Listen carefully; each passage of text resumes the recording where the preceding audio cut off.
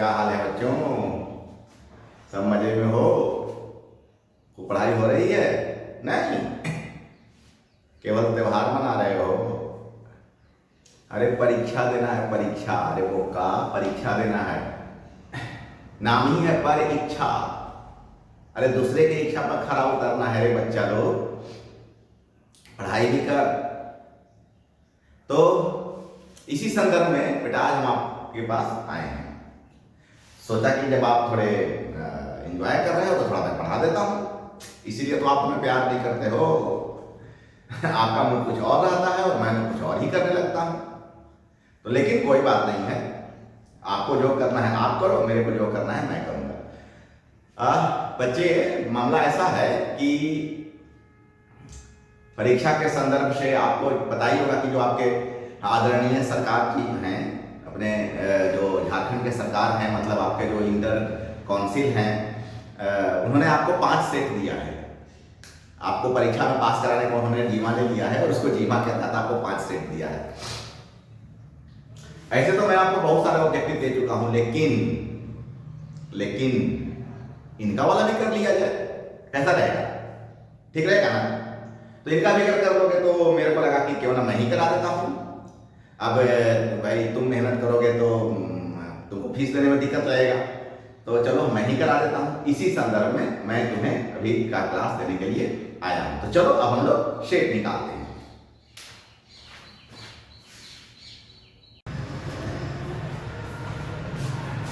तो बच्चों, आप लोग के पास हम सेट 1 लेकर आ गए। पहला सेट हम लोग मिलजुल करके यहाँ पर सॉल्व करेंगे। मिलजुल कर खाली हम नहीं करेंगे। हाँ, पढ़े हो ना तुम भी? तुम पढ़े हो तो नहीं हेल्प करोगे? चलो भगवान का नाम लेते हैं। जय श्री राम, जय गणेश, और शुभारंभ करते हैं। क्वेश्चन भगवान, if the distance of a point from a positive charge increase, the value of the potential at that point, किसी धन आवेश से किसी बिंदु की दूरी बढ़ जाए तो उसके विभव का मान तो क्या होता है? Potential is equal to work by distance, dq by dr। अभी जैसे जैसे बढ़ेगा वैसे वैसे ये घटेगा, मतलब दूरी बढ़ने से पोटेंशियल क्या हो जाएगा? घट जाएगा। तो यस, पहला का B B B B B B B B B नहीं, ऑप्शन नंबर बी। अब आते हैं क्वेश्चन नंबर 2 में। 2 charge spheres are separated by a distance d, exerted a force F on each other। की दूरी से तो कितना हो जाएगा? q1 q2 के रखो by d। If charges are double, distance between them double। बाबा, इसको भी दुगना, इसको भी दुगना, इसको भी दुगना। तो दो आवेश वाले गोले एक दूसरे पर d दूरी पर एक दूसरे पर F बल लगाते हैं। यदि आवेशों को दुगना कर दिया जाए और दूरी को भी दुगना कर दिया जाए तो क्या हो जाएगा? ये हो जाएगा 2q1 2q2 और ये हो जाएगा 2d। q1 q2 r square d square होता है तो 2d स्क्वायर। तो k q1 q2 by d square, 2 2 जा 4, 2 का स्क्वायर 4, मतलब कोई अंतर नहीं आया। इसका मतलब a 2 का a कोई अंतर नहीं आया। थर्ड, ये तो नहीं बताएंगे, थर्ड नहीं बताएंगे, ये रिलेशन आप लोग पढ़ चुके हो। इलेक्ट्रिक फील्ड और पोटेंशियल के बीच में क्या रिलेशन होता है? पोटेंशियल बोल सकते हो, पोटेंशियल ग्रेडियंट भी बोल सकते हो, विभव प्रवणता क्या होता है? हाँ, क्या? Yes, excellent. E is equal to minus dt by dr। मतलब ये आंसर तो ए में ही दिया हुआ है, बड़ा जल्दी मिल गया भाई। पेज पलट लीजिए सर, गुड। क्वेश्चन नंबर 4 में आ जाइए। 4 में a positively charge glass rod attract an object, धनावेशित कांच की छड़ किस वस्तु को आकर्षित करता है? किसको आप आकर्षित करते हो? हैं? किसको? रेशमा निगेटिव, ओ मतलब आप प्लस हो तो मैं किसको? सुरेश। अच्छा, तो आप माइनस हो तो प्लस हो, मतलब अपोजिट में। कट्टी आप लोग से मेरे को कोई प्यार नहीं करता, मैं न्यूट्रल हूं, मेरे को कोई मतलब नहीं है ना प्लस से ना माइनस से, आई एम न्यूट्रल। मान लो मैं न्यूट्रल हूं तो मेरे से कोई प्यार नहीं करोगे, मेरे और कोई आकर्षित नहीं होगे। सब हो झूठ बोलता है, अच्छा क्या मुंह पर झूठ बोलते। इसका मतलब है कि अट्रैक्शन या तो अपोजिट चार्ज में होगा या तो न्यूट्रल से होगा। किससे किससे होगा? अपोजिट से होगा या तो न्यूट्रल से होगा। आप देखो क्वेश्चन क्या कहता है। अच्छा, तो ग्लास पर रॉड पर पॉजिटिव है, तो पॉजिटिव का निगेटिव से या तो फिर न्यूट्रल से। तो सी सी सी सी सी सी सी सी सी। अब आ जाओ 5 में। If a dielectric be introduced between the plates of a parallel plate capacitor, तो इसका कैपेसिटेंस क्या हो? अरे मान लो कि ये पैरेलल प्लेट है, इसके बीच का तो ये भी D है, तो इसका एरिया अगर A है तो कितना कैपेसिटेंस हो जाएगा? तो हो जाएगा एप्सिलॉन नॉट इनटू A। अब इस पे क्या करो? इतना भर दो, इसे भर दो, कितना? D भर दो, तो कितना बच गया? D minus D। तो अब कितना हो जाएगा? C equal to epsilon not A D minus D। अरे तो घट गया, ये घट गया तो ये बढ़ गया। इसका मतलब C is greater than C not, मतलब इंक्रीज कर जाएगा। क्या हो गया? इंक्रीज कर जाएगा। इंक्रीज है यस। बी नंबर 5 का B, 5 का B। C नहीं बात करेंगे, सॉरी 6 नहीं बात करेंगे। ओम साहब से तो बचपन का प्यार है नहीं, इतने थे 10 क्लास में ओम साहब के बारे में पढ़ते थे। क्या बताएंगे कि V proportional I, V equal to IR, पढ़े तो याद आ रहा है, लेकिन कब हम क्लास में पढ़ाए थे? यस, क्या बताए थे? टेम्परेचर रिमेन्स अनचेंज, बोले तो कांस्टेंट। यस है आंसर। हो गया D, 6 का D constant. Excellent. 7 the example of non ohmic. अरे बाबा नॉन ओमिक, तो हमको बताओ ओमिक कौन कौन सा होता है और नॉन ओमिक कौन सा होता है। ओमिक जिसमें ओम का नियम लागू हो, कौन कौन सा? Copper, wire, filament. फिलामेंट, अरे नहीं बलवा में वो टंगस्टन का सब फिलामेंट है ना। अच्छा, तो एडवांस हो गए, घर में एलईडी जलने लगा ना। अरे बिटुआ, जब जन्म लिया था तो वही तिलक का बलवा में लिया था। फिलामेंट बॉल में फिलामेंट नहीं होता है ना। हाँ फिलामेंट। ओमिक है कार्बन रजिस्टर,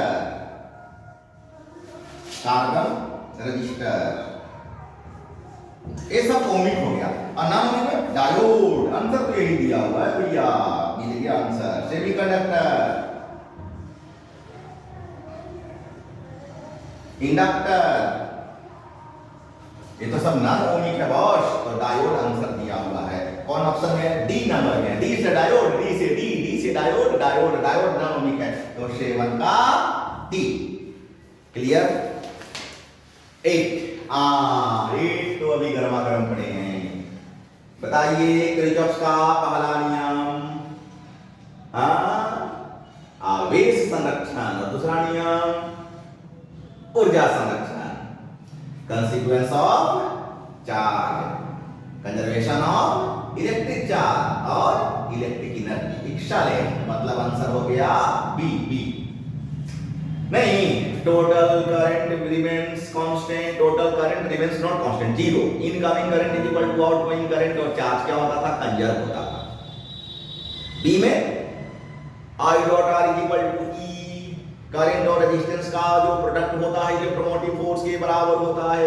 चार्ज क्या होता है? Conserve. Yes, B number.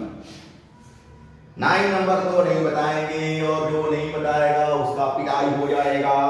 The number of electron for 1 coulomb. अरे Q is equal to N E, N is equal to Q by E। ये 1 दिया हुआ है, 1.6 into 10 to the power minus 19, 6.25 into 10 to the power 18। बन जाता है। बहुत अच्छा है, सब बन जाना चाहिए। 10 number. A charge cube is enclosed by a Gaussian spherical surface of radius r. If the radius is double कर दिया गया रेडियस को, तो क्या फर्क पड़ेगा? क्या रेडियस इतना रहे चाहे इतना रहे, उसको फ्लक्स से क्या लेना देना? फ्लक्स से लेना देना है नहीं, क्या है? अच्छा, फॉर्मूला होता है phi equal to 1 by epsilon. मतलब रेडियस से इंडिपेंडेंट छोटा हो बड़ा हो, उसको जितना निकालना है वो निकलेगा। इसको मतलब है चार्ज से, यहाँ पर कितना चार्ज रखा हुआ उससे मतलब है, उसको कितना बड़ा बर्तन में रखा हुआ उससे मतलब नहीं, रेडियस से इंडिपेंडेंट रहेगा। तो इसका हो जाएगा सी, 10 का हो जाएगा सी। अच्छी बात। चलिए बोर्ड तो भर गया, इसके बाद बोर्ड मिटाइए। चलिए उठिए, बोर्ड मिटाइए, तो बोर्ड साफ हो जाएगा। तो फिर से आते हैं।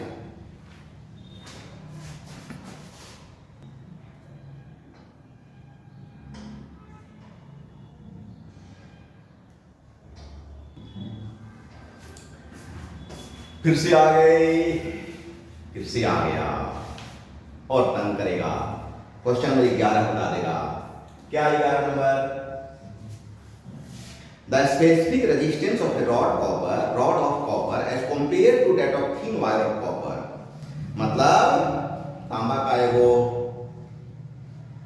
छड़ है और एक पतला तार है, तो है इंडिपेंडेंट ऑफ द डायमेंशन। क्या मतलब है? रेजिस्टेंस को डायमेंशन से क्या लेना देना है? कोई लेना देना नहीं, तो सेम रहेगा। 11 का हो जाएगा सेम बोले तो ऑप्शन नंबर सी, 11 का ऑप्शन नंबर सी। और लिखे एक ही जगह से हो गया, 2 जगह लिख दिए, 11 का ऑप्शन नंबर सी। क्या मतलब? चाहे तार पतला हो चाहे मोटा हो, तांबे का ना है, लोहा ना बदलना ना रे। अरे मटेरियल का नेचर नहीं ना बदला। If there is no change of nature of material, then why the resistance is change of the copper? काहे को चेंज करेगा? नहीं करेगा, सेम रहेगा। 12 नंबर तो एकदम नहीं बताएंगे, जो पूछेगा तड़ातड़ पड़ेगा, जो पूछेगा तो तड़ातड़ पड़ेगा एकदम, हैं? नहीं मारते हैं, भ्रम में मत रहिए, किसी दिन ढिसुम हो जाएगा। चलिए 12 नंबर लेते हैं। SI unit of electric flux, SI unit of electric flux. क्या होता है? Flux is equal to E ds। E का क्या होता है? वोल्ट मीटर पर मीटर, और ds मतलब एरिया क्या होता है? Metre square. ए को गए हो मतलब क्या हो गया? वोल्ट मीटर मतलब D आ जाइए 13 में। 13 A wire is half the diameter and the half the length of a wire tube of similar material. एक तार की समान सामग्री वाले तार ट्यूब के व्यास के आधा और लंबाई का भी आधा है। बहुत अच्छा है, ये तो बढ़िया क्वेश्चन है। R proportional L by D square होता है। LX एक को x मान लेते हैं, कितना हो गया? L by 2, दूसरे का आधा दिया हुआ है, और इसका डायमीटर dx ये भी दूसरे का आधा दिया हुआ है। तो rx by ry, lx by dx square into dy square by ly। इसका वैल्यू कितना? ly by 2। dx का वैल्यू कितना? dy by 2 का स्क्वायर, और dy तो dy रहेगा, ly तो ly रहेगा। तो कितना हो जाएगा? 2 4 ऊपर चल जाएगा, तो हो जाएगा 4/2, 2 से कट जाएगा, 2:1 C। यस, तो 13 का क्या हो गया? 13 का हो गया C, 13 का C। आ जाइए 14 में। वाह वाह, अच्छा क्वेश्चन है, लेकिन आप जानते हैं name the material which gives less resistance with increase of temperature. ताप बढ़ेगा, रेजिस्टेंस नहीं बढ़ना चाहिए, घटेगा। कौन सा पदार्थ है बताइए जो तापमान में वृद्धि के साथ कम प्रतिरोध देता है? तो भैया 2 नाम तो जरूर याद होगा, सिलिकॉन और जर्मेनियम। आंसर में यस, सिलिकॉन है बॉस, मतलब 14 का हो गया सी। सिलिकॉन और जर्मेनियम दो ऐसे मटेरियल हैं जिनका टेम्परेचर अगर बढ़ा दिया जाए तो इसका रेजिस्टेंस घट जाएगा। अच्छा जीके जी है, याद रखिएगा। कौन कौन? सिलिकॉन और जर्मेनियम। यहां सिलिकॉन दिया है तो एकदम आराम से मार दीजिए धान सी में। अब आ जाइए 15। कोई इलेक्ट्रॉन है enters perpendicular to uniform magnetic field. Uniform magnetic field है, इसमें परपेंडिकुलर आ रहा है तो इसका पाथ कैसा हो जाएगा? सर्कुलर हो जाएगा। सर्कुलर हो जाएगा। कैसा हो जाएगा? सर्कुलर हो जाएगा। तो ये तो आंसर ए ही दिया हुआ है, सर्कुलर सर्कुलर सर्कुलर। 16, ये तो बढ़िया क्वेश्चन है। If EA be the electric field state of short dipole at a point on its axial line and E dash that on the equatorial line at the same distance, अच्छा distance same है तो twice हो जाएगा boss, twice हो जाएगा। क्या मतलब 16 16 A हो गया डाइपोल, डाइपोल बोले तो plus Q minus Q, distance same है बॉस। A है EA और A है EE।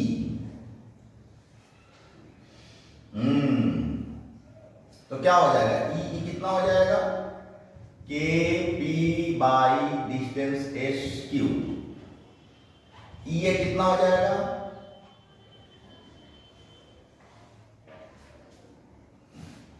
टू हो जाएगा, 2 के पी बाई एस क्यू।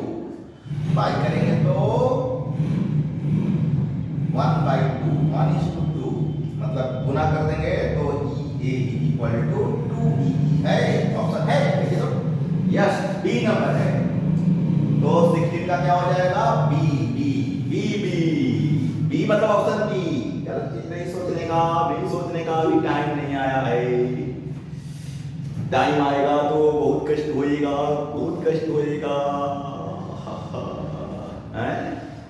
मैं ना मेरे को नहीं पता, नहीं मेरी बात नहीं। हाँ 17। The unit of capacity of a capacitor. जो नहीं बताएगा उसको क्लास से कान पकड़ के भगा दिया जाएगा। बताओ कैपेसिटर के कैपेसिटी का यूनिट क्या होता है? क्या होता है? तुम बताओ क्या होता है? फैराड, 1 साल। तो 17 का सी फैराड। एम्पियर सर्किट लॉ बताओ, तुम बताओ एम्पियर सर्किट लॉ क्या होता है? तो एम्पियर ए तो हो गया यार 17 में, ये तो 18 हो गया, सॉरी क्वेश्चन नंबर 18 हो गया। 17 तो छूट गया। चलो 17 यहां कर लेते हैं, 18 के बाद 17 कर लेते हैं। 18 के बाद 17 हाँ ऊपर नीचे हो गया, क्या हो गया? Two parallel conductor carry current in the same direction। देखिए ये दो कंडक्टर है, दोनों में से एक ही डायरेक्शन में करंट फ्लो कर रहा है। I1 I2 एक ही डायरेक्शन में फ्लो कर रहा है। तो क्या करेगा? इसका फोर्स इधर लगेगा, इसका फोर्स मतलब अट्रैक्ट हो जाएगा, अट्रैक्ट हो जाएगा। अरे नहीं अट्रैक्ट होगा, ये देखो इसका डायरेक्शन ऐसा रहेगा, ऐसा। ये देखो इसका डायरेक्शन ऐसा रहेगा, तो ये दोनों क्या हो जाएगा? ये दोनों अट्रैक्ट कर ऐसे अट्रैक्ट कर जाएगा। तो अट्रैक्ट कर जाएगा। कब अट्रैक्ट करेगा? जब सेम डायरेक्शन में होगा। इसका मतलब ए 17 का ए 17 का ए 18। द यूनिट ऑफ कैपेसिटी, ये तो हो गया, ये तो हो गया, 18 हो गया। 19 नहीं बताया। एम्पियर सर्किट लॉ तो मैं नहीं बताऊंगा। मैं क्यों बताऊंगा कि line integral of B dot DL is equal to mu not times of current. Copy लाए हो ना? लाए हो, निकालो एम्पियर सर्किट लॉ। नहीं बताए थे? रेखा समाकलन, लाइन इंटीग्रल का हिंदी रेखा समाकलन। मैग्नेटिक फील्ड का रेखा समाकलन प्रवाहित धारा का म्यू नॉट टाइम्स होता है। Line integral of magnetic field is the mu naught times of flowing current। तो हो गया 19, मतलब 19 का बोले तो B, 19 का बोले तो B। अब 20।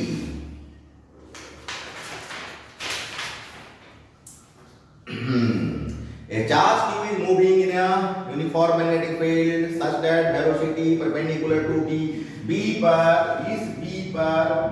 परपेंडिकुलर है तो फॉर्मूला क्या होता है, AP इक्वल टू होता है क्यू भी साइन थीटा 90 डिग्री, साइन 90 1, तो 1 पुट करेंगे तो क्या हो जाएगा, AP इक्वल टू क्यू भी हो जाएगा, मतलब बी नंबर 20 का बी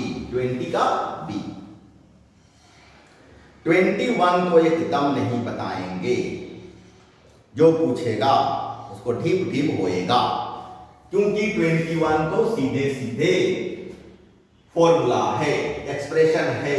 मैग्नेटिक लॉरेंट फोर्स का क्या एक्सप्रेशन होता है, तो F is equal to Q E plus V cross B, यही होता है, दिया हुआ है सी नंबर में, तो हो गया 21 का सी। ये तो सीधे फॉर्मूला है बॉस, ये तो प्रूव किया हुआ फॉर्मूला है boss. 22 What is the value of angle of D at the magnetic equator?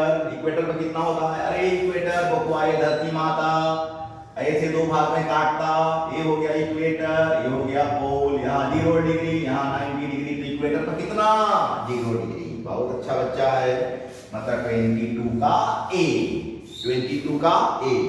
अब कहाँ लिखे, चलिए उठिए, बोर्ड साफ कीजिए, ड्यूटी कीजिए।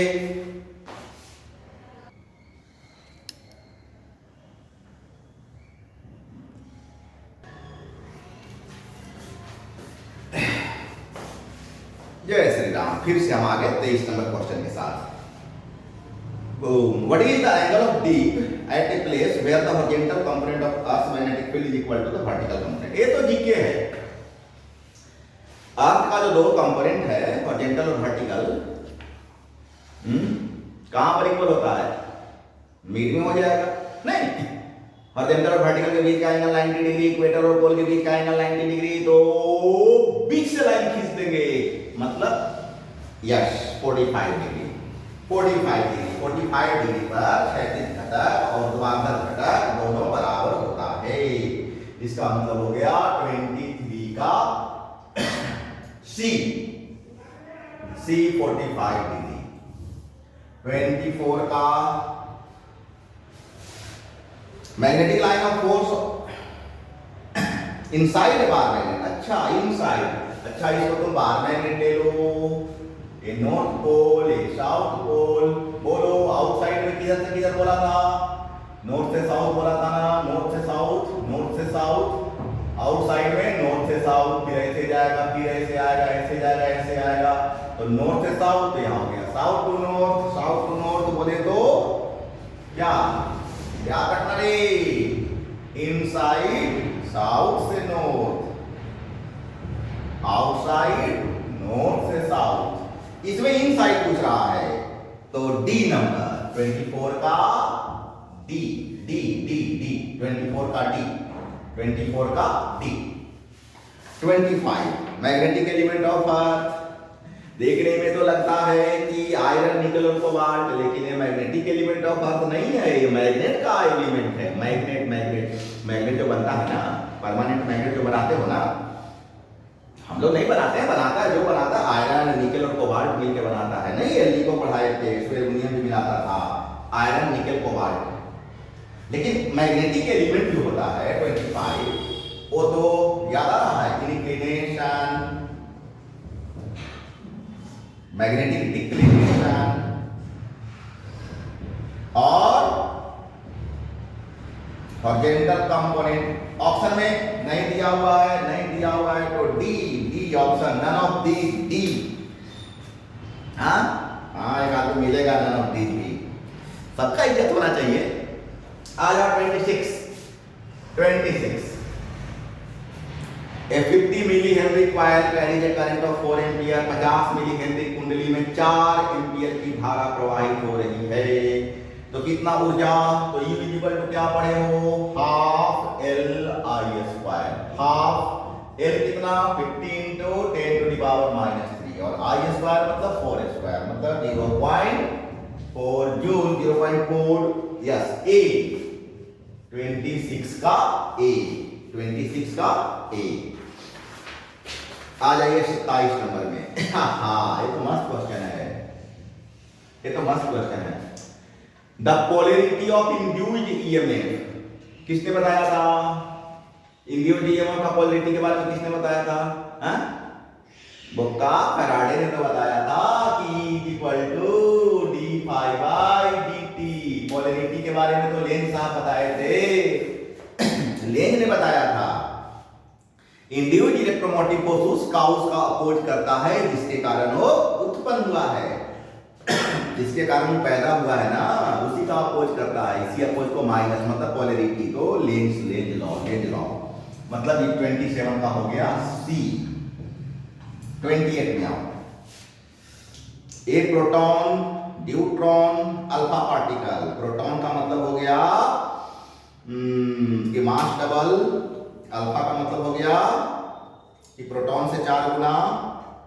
यस, तो फॉर्मूला पढ़े हो ना कि mv² by r is equal to qvb। तो यहां से तुम्हारा r निकल जाएगा, क्या हो जाएगा? mv बाई bq का रूट।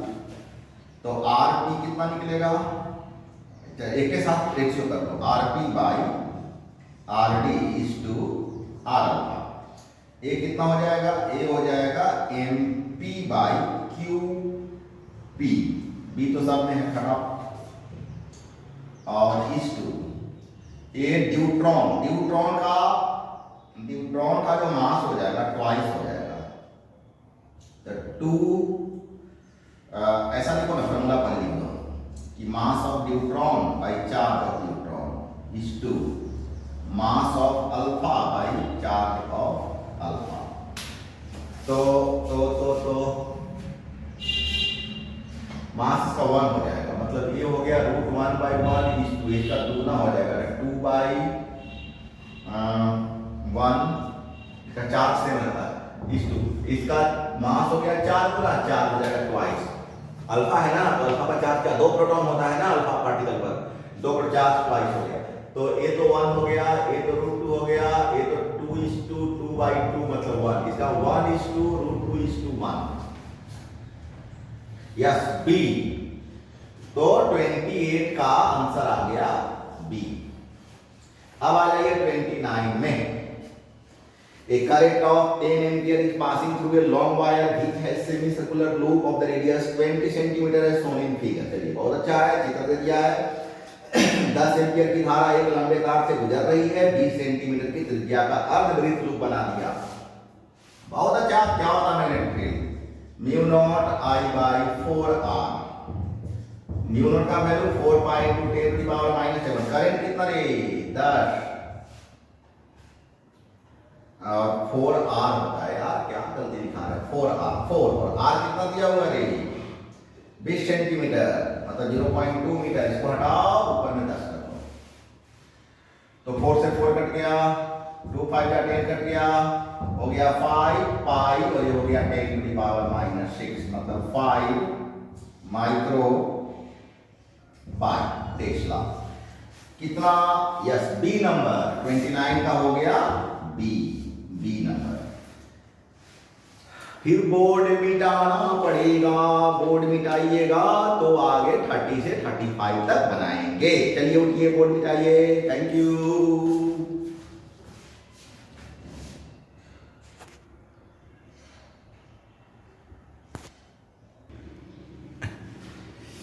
आ गए 30 नंबर से।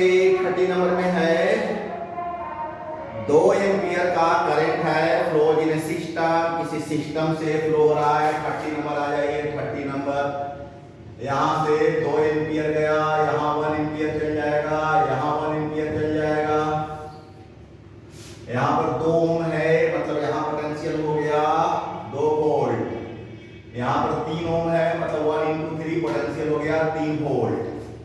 तो पोटेंशियल डिफरेंस कितना हो जाएगा? बोलिए 3 - 2 बोले तो 1 वोल्ट। क्या VA - VB दिया हुआ है? अच्छा, तो आपके मुताबिक 2 - 3 होना चाहिए -1, यही ना? यही ना? पोटेंशियल नेगेटिव होता है, स्केलर क्वांटिटी है। -12 वोल्ट का तो बैटरी ला जाओ, -12 वोल्ट का, -12 वोल्ट का लेकर नहीं आना। अरे नहीं, काय दिमाग लगा रहे हो? नहीं होगा ना, हमेशा प्लस रहेगा, मतलब इसका आंसर हो जाएगा +1 वोल्ट। बोले तो बी 30 का हो जाएगा बी। आ जाइए 31 में, धीरे धीरे फिनिश की ओर जा रहे हैं। व्हीटस्टोन ब्रिज किस मेथड पर काम करता है? सबसे सटीक क्यों है? प्रतिरोध को मापने के अन्य तरीकों की तुलना में व्हीटस्टोन ब्रिज को सबसे सटीक क्यों? याद आ रहा है व्हीटस्टोन ब्रिज 4 गो रेजिस्टेंस होता था, first arm, second arm, third arm, fourth arm. First और सेकंड नोन होता था, फोर्थ आर्म को हम क्या बोलते थे? अननोन बोलते थे। थर्ड का सब खेल है दोस्त, क्या होता था? वेरिएबल एडजस्ट करते थे। गैल्वेनोमीटर ऐसे ऐसे भागता था, कहां लाना होता था? 0 पर। 0 को क्या बोलते हैं? नल बोलते हैं, नल डिफ्लेक्शन। नल डिफ्लेक्शन मतलब नल मेथड। यस बॉस, 31 का ए नल मेथड। शून्य पीछे तो 31 का ए। याद आ रहा है ना? रेजिस्टेंस में कितना जी दिखाते थे? 22 को देखो ऐसे भी याद आ रहा है? यस। अब आ जाइए 32 में, मजेदार क्वेश्चन है। 3 equal capacitors, each which capacitance are connected as shown in figure. ऐसा फिगर बनाइए, 1 2 3, 1 2 3। ए देखिए, ए पैरेलल का साइन होता है, याद आ रहा है? बोले थे पैरेलल, ए सी, ये दोनों सी पैरेलल, मतलब तीनों parallel. 1/c, 1/c, 1/c, 3/c पलट जाएगा तो c/3, यस सी नंबर 32 का सी। 32 का कितना हो गया? सी। अब आ जाइए 33 में, देखिए बड़ा सा फिगर है ना? सब लोग क्वेश्चन रखिएगा आंसर करते समय अपने पास, तब जाकर मजा आएगा। 33 में,